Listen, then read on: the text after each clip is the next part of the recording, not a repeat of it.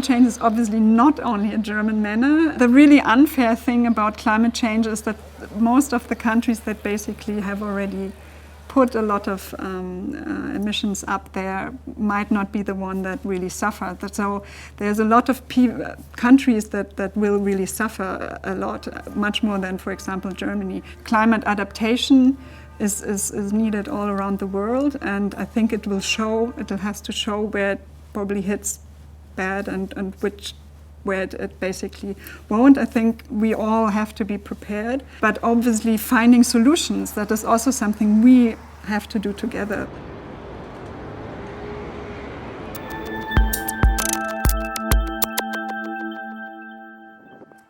Energy efficient neighborhoods mainly concentrate, well, as the title already says, on the energy system.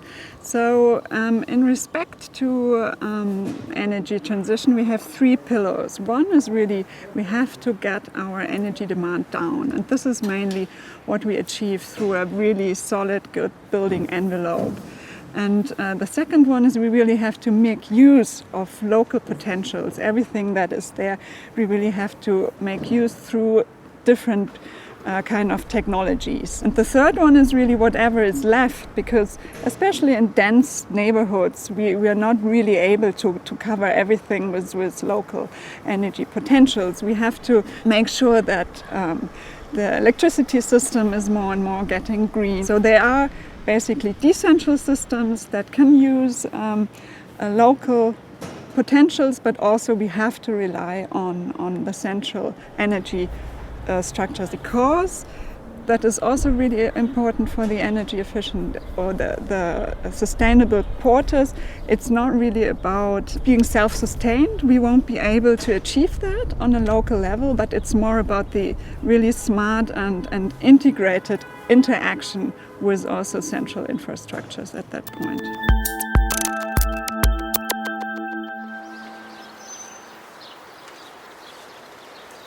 So when it comes to energy efficiency, normally you're very often tended to think about improving building, insulation, changing the electrical source and so on. Something that is very often overlooked is the kind of decarbonization of traffic. Because right now people are not aware of is that the traffic sector is the only sector in Europe that was not able to cope or to reduce the emissions over the last years, and it's the only one where emissions are still rising.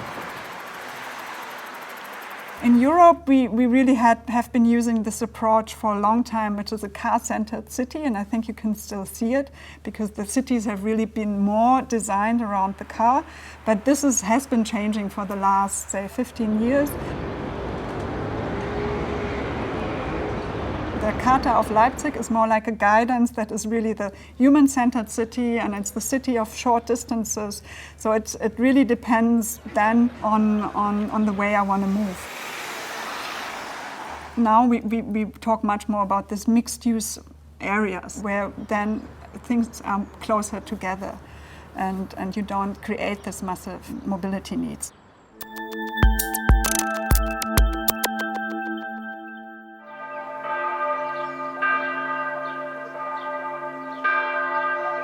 So the city of Berlin really has an active city government, and we even have an urban quarter service point. I don't know if you knew about this. So this is a service of the city which it provides for the districts so that they basically can identify interesting areas where they can implement sustainable urban quarter projects. So there's a lot of activity basically in Berlin, and now we are here in the district of Kreuzberg, which also showcases quite a few of those interesting projects, which is one we are standing at the moment.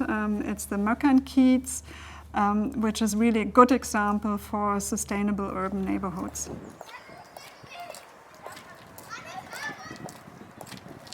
We are the district of Friedrichshain-Kreuzberg, and where we just right now is the Görlitzer Park. It's like an old rail yard, an old rail station that was transformed into a park. And the bridge that you see just behind us, that is the U1 line. It's the first metro line of Berlin, built I think it's a 1910, and it's following all this green strip down here. And it's actually planned to have like a so-called Radbahn. And what is very interesting about the project, that it's not just meant as a cycle lane, but it should become like a multi-purpose space. We are standing right now in this kind of new temporary pedestrian zone. Normally, like on weekends, this street like becomes completely crowded with children, with like families, and the idea is really to close down like the entire streets around the plaza for motorized private traffic, and to open it up only for pedestrian and for cyclists. And there's one very interesting project which is called Blue-Green Streets that actually looks into how can we, because what we see here is like the typical street asphalt, it's like super sealed, like when the sun is shining, and it will be hotter in the next years due to climate change. We had like more than 300 people killed last year through heat strokes. So whenever you think about that, it's very important that you, first of all, decentralize water management, and that it's not flowing into the sewage system, but that it is like going into the earth directly at the space. In regards to water, I think there's two big issues. One issue is that it's a very valuable resource, and we will realize in the next 10 or 20 years it will get more and more valuable. We really have to also include a concept how to preserve water. We talk about this sponge concepts. That is something that became quite popular. The second important aspect about water is really that because of climate change we will have more and more strong, heavy rainfall events. And that is something not necessarily you would deal with on a level of an urban quarter, but more the cities as a whole. They really have to come up with strategies.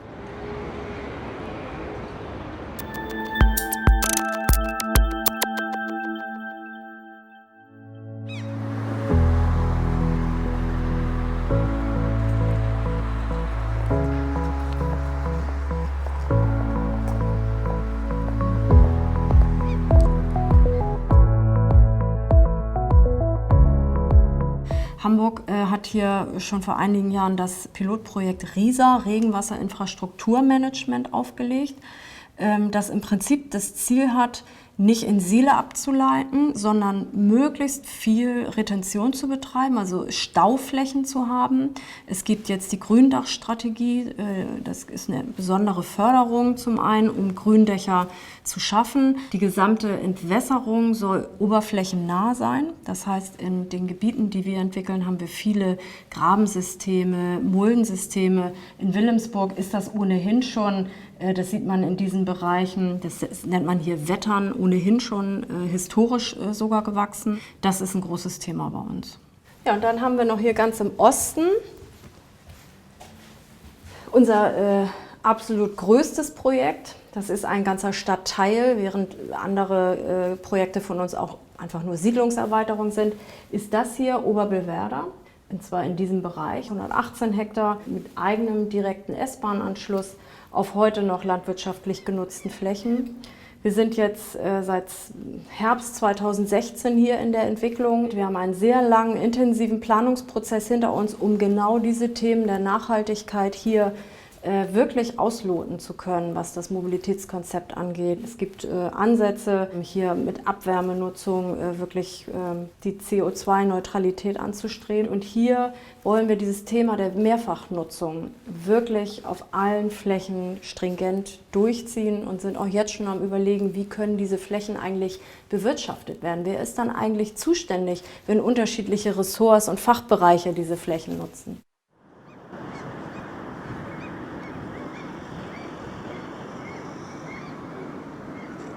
What is also important in this kind of projects is that in the end you need people to use it. So you need customers to make these structures and these infrastructures or services economically work.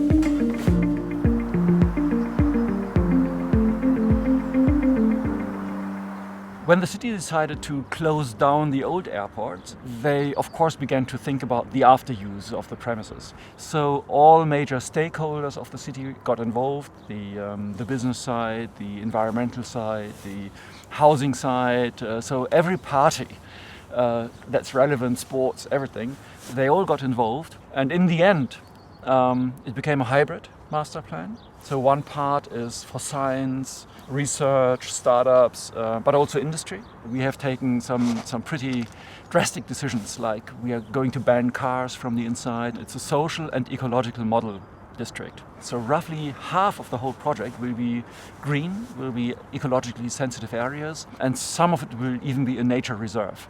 We have developed a completely new energy concept based on what we call a low exergy system. The low exergy system is, in the end, it's just water that we use as the transport medium for thermal energy.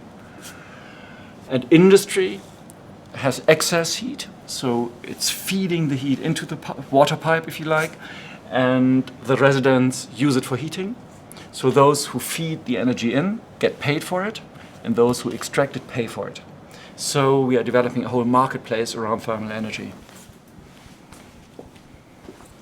One of the most important aspects is materiality. We want to substitute the carbon emissions from concrete and steel, because they are sort of the main pollutants that we have. So if the building sector is responsible for 40% of carbon emissions, you've got a huge lever to change stuff. And if you think about timber, it gets pretty exciting, because in the long term we have to extract CO2 in huge quantities from the atmosphere if we want to save the planet. And what's the best way to extract it? Not by using CCS or other engineering project, but by harvesting wood. That's kind of the trees by photosynthesis. They collect the carbon dioxide from the air.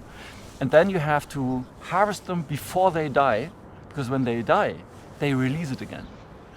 So you take them down out of the wood and you store it long term. That means more than 100 years.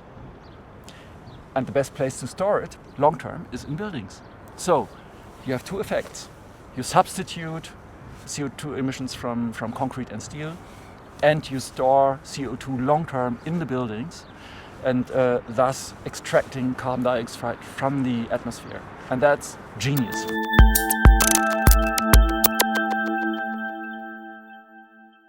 The, say, a climate neutral quarter is quite different to like a standard urban quarter. So it's really important to clearly define it. Is it for like the whole energy system? Is it like for electricity system? What about your heat? So because it's not standard, there's a lot of definition work to be done at the beginning.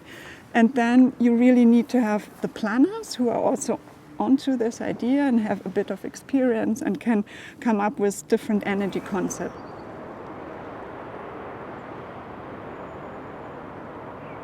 I think the level we need much more innovation still, and also much more experience, is really this interaction of all these components. That is really also for the people who implement these projects sometimes still the challenge. It's like I have all these different energy generation technologies, but how do they interact? So what is very important is that the people who basically are in charge, or in the end make the decisions, that they really have a commitment towards the aim of being sustainable or being climate neutral. So that there must be from the very, very beginning a real commitment towards this goal.